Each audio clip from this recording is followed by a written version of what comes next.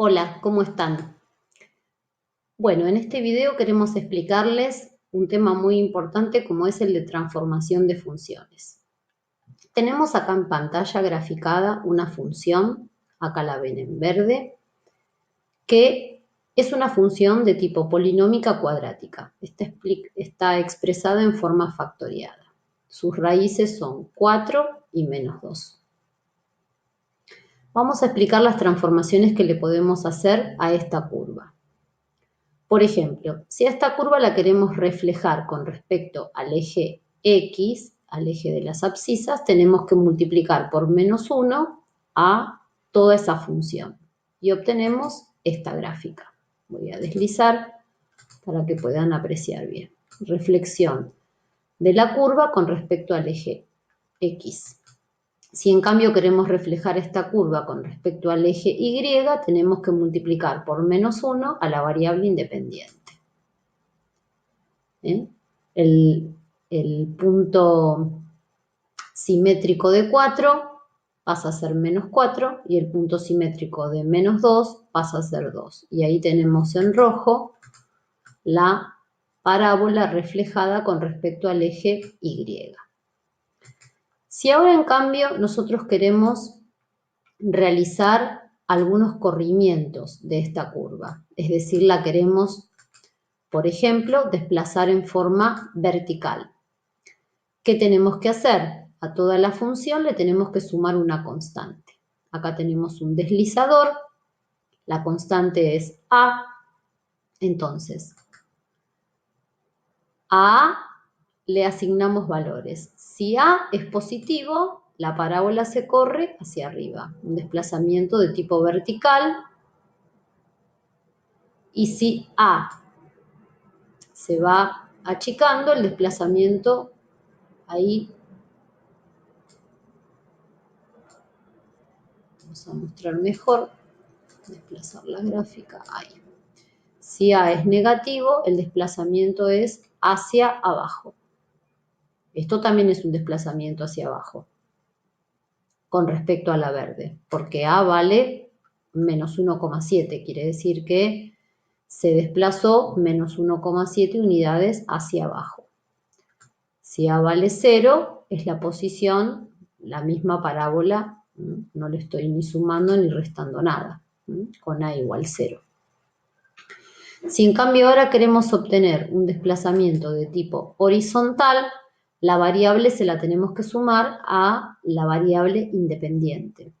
Entonces, acá tenemos un deslizador B, partimos de la curva, a ver, ahí original, quiero que esté encimada, bueno, ahí apenas está corrida, y si ese número que le sumamos a la variable independiente es positivo, el desplazamiento es hacia la izquierda. Ahí va variando 2,8, 3,2, como se puede apreciar acá. Volvemos al punto 0. Si en cambio SB es negativo, el desplazamiento, siempre partiendo de una curva base, ¿no? Es hacia la derecha. Tantas unidades como indica esa constante que le sumamos. Es decir, acá el número vale menos 3,4, negativo, quiere decir que esta parábola se desplaza 3,4 unidades hacia la derecha con respecto a siempre la original de la cual partimos. Y ahora vamos a explicar las últimas de las transformaciones, que son las denominadas contracciones o dilataciones. El efecto es que esta curva se va a ver como más gordita, con sus ramas más abiertas, o las ramas más cerradas, más finita. Esa es un poco la idea. Las contracciones pueden ser de tipo horizontales o vertical, contracciones horizontales o contracciones verticales. Por ejemplo, si nosotros queremos que si a una función, a esta función, la multiplicamos por una constante, a toda la función por una constante, el efecto es de tipo vertical. Si esa constante es mayor que 1, se trata de una expansión de tipo vertical. Por ejemplo, acá vamos a ver que multiplicamos por 3 a esa función. Entonces, la expansión es como si uno agarraría a esta parábola de este extremo y la extendería en forma vertical como si fuese un elástico. Entonces esa punta se va hacia abajo, el vértice. Pero acá se aprecia bien que las raíces no cambian, siguen siendo la misma. Es como que la curva se aferra a las raíces y uno la estira en forma vertical como si fuese un elástico. Eso es cuando el número multiplica toda la función y es mayor que 1. Si ese número, en cambio, que multiplica la función es un número comprendido entre 0 y 1, el efecto será de contracción de tipo también vertical. Vamos a mostrar, a ver ese efecto. Acá tenemos un cursor, ¿sí? Voy a ponerlo primero en 0.